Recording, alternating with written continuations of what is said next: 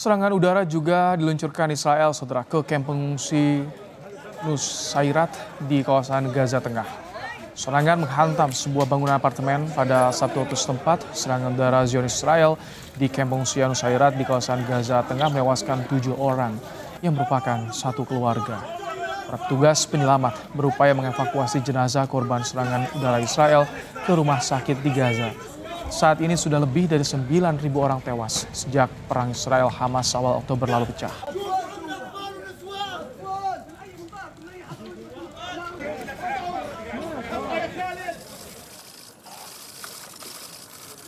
Untuk membantu warga Palestina korban serangan Israel di Gaza, Indonesia Sabtu kemarin mengirim bantuan kemanusiaan berisi 51,5 ton yang terdiri dari bahan makanan, alat medis, selimut, tenda, dan barang-barang logistik lain. Presiden Joko Widodo menyatakan bantuan ini bukan hanya dari pemerintah, TNI Polri, tapi juga dari masyarakat yang disalurkan melalui berbagai lembaga kemanusiaan. Bantuan ini akan dibawa ke Gaza melalui Mesir.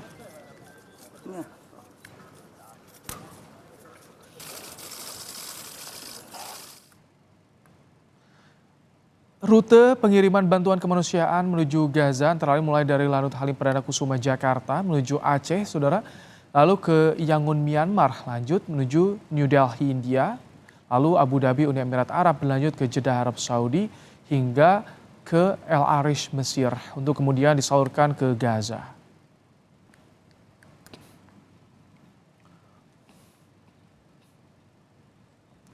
Ketegangan perang Israel-Hamas masih terjadi, korban meninggal akibat perang bahkan sudah mencapai 9.500,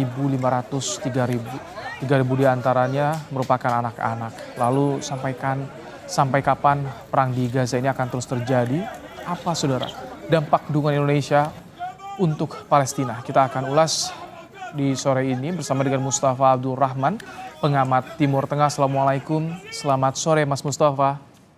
Waalaikumsalam, selamat sore. Baik. Mas, tadi kita lihat ada upaya atau jalur evakuasi yang dilalui WNI berupaya keluar dari Gaza. Bisa Anda gambarkan sebetulnya seberapa rentan jalur itu sampai tadi ada militer Israel yang berjaga di sana, Mas? Ya tentu dalam situasi seperti ini sangat rentan ya, karena gempuran Israel terhadap jalur Gaza, semua titik di jalur Gaza ya, tidak pernah berhenti. Dari darat dan dari laut. Jadi memang sangat berisiko ya. Sangat berisiko proses evakuasi WNI ataupun warga negara asing lainnya dari jalur Gaza ke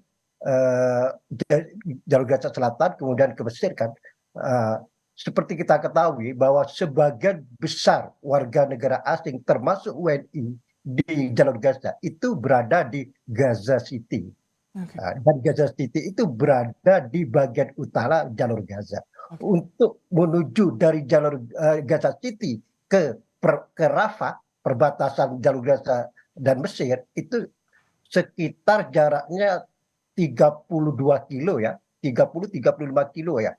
Wah itu kan lumayan itu, 35 kilo pakai darat ya, dan gempuran Israel tidak pernah berhenti, sangat-sangat berisiko. Itu kalau mau dievakuasi harus bagaimana? Apakah di setiap ada titik tim yang untuk membantu evakuasi atau seperti apa itu, Mas Mustafa bisa?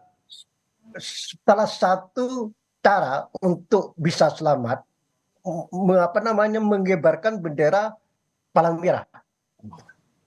Jadi bahwa ini adalah bendera palang merah ya? Palang merah, ya, palang merah dengan pakai mobil ambulan, ya.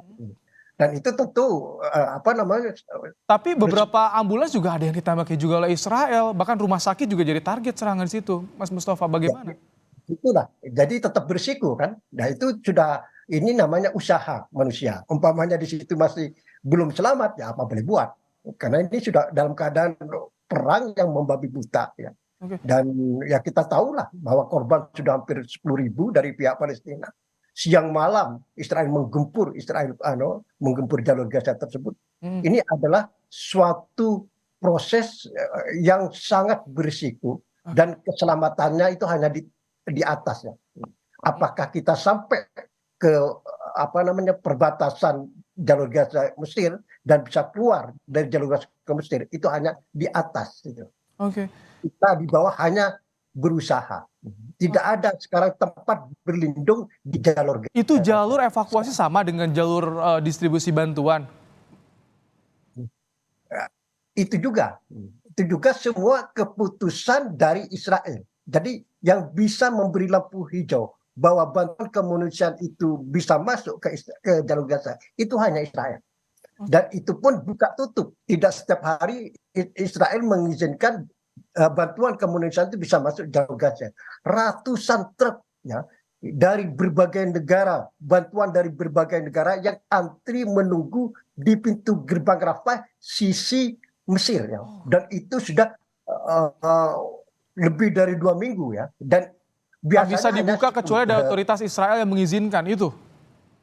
betul. Jadi tidak ada aturan baku atau misalnya sudah kesepakatan antara Israel dan PBB atau Israel dengan pihak Mesir misalnya. Ini tidak ada kesepakatan. Ini semau-maunya Israel aja. Israel mau mengizinkan hari ini 20 truk misalnya, 10 truk yang bisa masuk ke jalur Gaza. Itulah yang terjadi sekarang, perihal atau cerita bantuan kemanusiaan yang bisa masuk jalur Gaza dari pihak Mesir atau sebaliknya ya.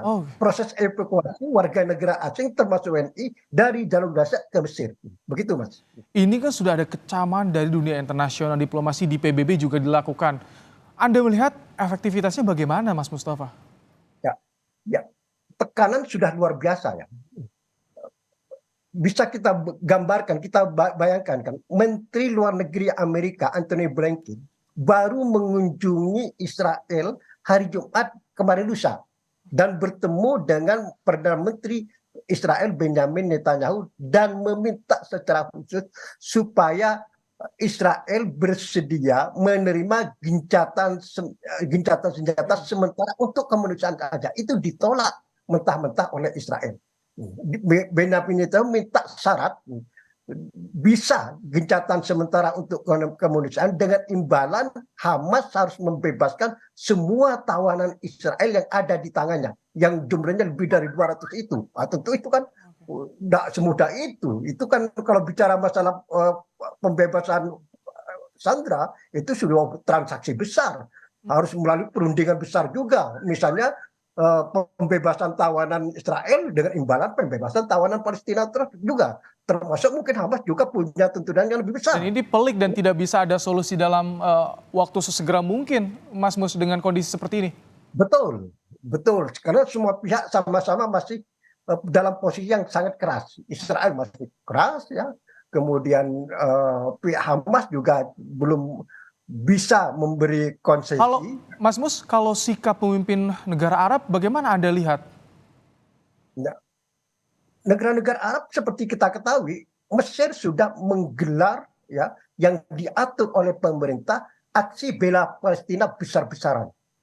Itu terbesar unjuk rasa di Mesir selama hampir 10 tahun terakhir.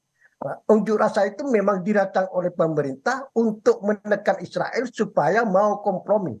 Misalnya mau gencatan senjata lah kalau bisa, atau minimal bisa dibuka jalur kemanusiaan gitu. Kemudian Mesir juga kan beberapa hari setelah terjadi perang Gaza pada 7 Oktober itu kan sudah menggelar konferensi perdamaian di Kairo ya. Dan itu menyerukan supaya segera ada gencatan senjata, supaya Israel minimal. Tapi masih tetap bersikuku Israelnya ya? Menolak. Israel menolak, tidak mendengar seruan dari siapapun sekarang. Jadi apa yang bisa dilakukan agar perang ini bisa disudahi, gencatan senjata dilakukan, Mas Mus? Karena korban begitu banyak saat ini di jalur Gaza. Ya, gambaran saya di tangan Amerika khususnya dan Barat pada umumnya ya. Bagaimana Amerika itu tidak menggunakan hak veto lagi terhadap usulan draft resolusi Dewan Keamanan yang meminta atau menyerukan gencatan senjata di jalur Gaza. Selama ini draft resolusi Dewan Keamanan yang menyerukan gencatan senjata seperti yang pernah diajukan oleh Rusia selalu diveto oleh Amerika dan Inggris dan Prancis.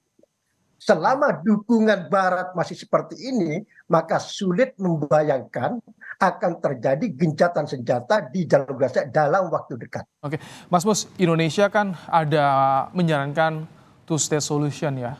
Ada juga aksi bela Palestina di dalam negeri.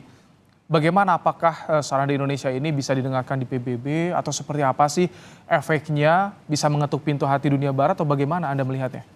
Ya, eh, kurang apa yang dilakukan Indonesia?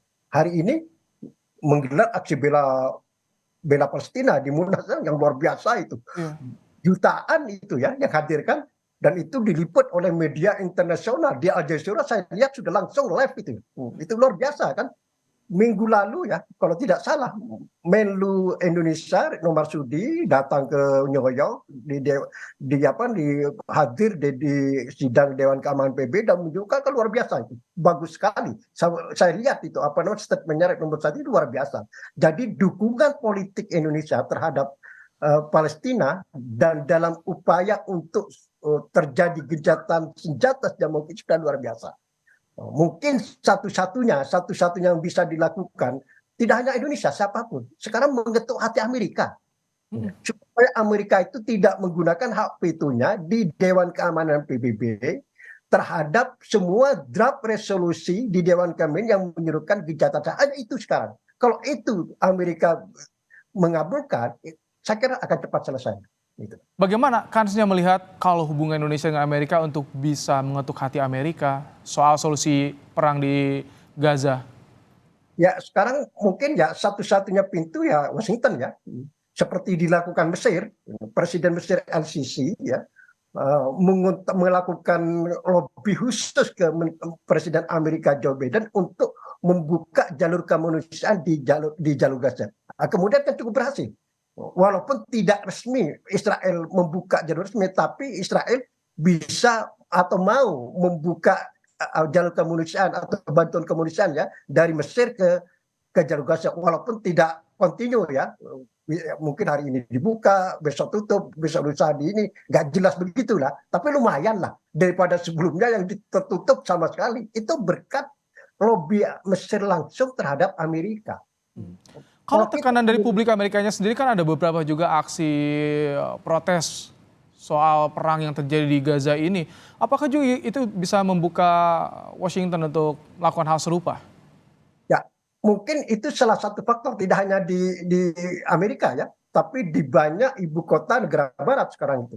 Demo, aksi bela Palestina, mengecam kebrutalan Israel yang melampaui batas Israel menggunakan kekuatan terhadap jalur Gaza saat ini, itu terjadi di banyak ibu kota negara barat. Barangkali ya salah satu faktor ya di balik kunjungan Menlu Amerika Antony Blinken hari Jumat kemarin ke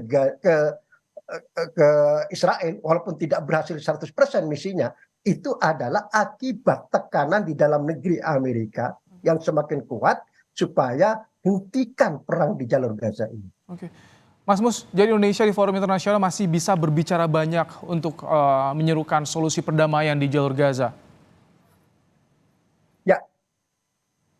Ya seperti saya katakan tadi, mungkin sekarang itu pintu untuk cepat sampai ke Tel Aviv ya, ke Yerusalem misalnya, itu harus melalui Washington. Jadi seperti apa yang dilakukan Mesir, cukup sukses ya. Mesir membujuk Washington membuka jalur kemanusiaan, walaupun tidak kontinu ya, buka tutup seperti ini. Ya untuk yang lebih besar lagi, misalnya mencapai gencatan senjata, walaupun hanya sementara dengan konsisi yang macam-macam mungkin nanti, ya satu-satunya harus lewat Washington sekarang.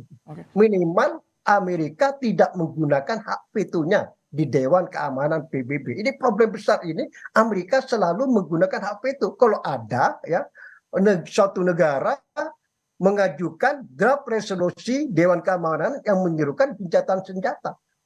Draft ini selalu muncul dari negara manapun, tapi selalu digagalkan oleh Amerika. Ini persoalannya sekarang. Kalau sekarang didesak ada beberapa negara misalkan yang mendesak ke arah kejahatan perang Mahkamah Internasional, bagaimana Anda melihatnya solusi ini? Nah, sekarang Turki sudah mengarah ke situ. pidato Presiden Turki Recep Erdogan pada tanggal 28 Oktober di Istanbul di depan jutaan masanya juga seperti di Munas hari ini ya, dia di samping menuduh Israel melakukan kejahatan perang di jalur Gaza, Turki akan melakukan proses ya, proses hukum di lembaga pengadilan internasional atau lembaga setara terhadap Israel dari apa yang dilakukan Israel di jalur Gaza. Turki sudah mulai melakukan proses itu. Baik, semoga dukungan internasional yang saat ini terus berdatangan bisa mengetuk agar konflik atau Israel berhenti dan melakukan gencatan senjata di jalur Gaza agar tidak menimbulkan lebih banyak korban lagi warga sipil terutama di sana. Terima kasih Mas Mustafa, pengamat Timur Tengah, telah menyampaikan pandangannya dalam program Kompas Petang sore hari ini.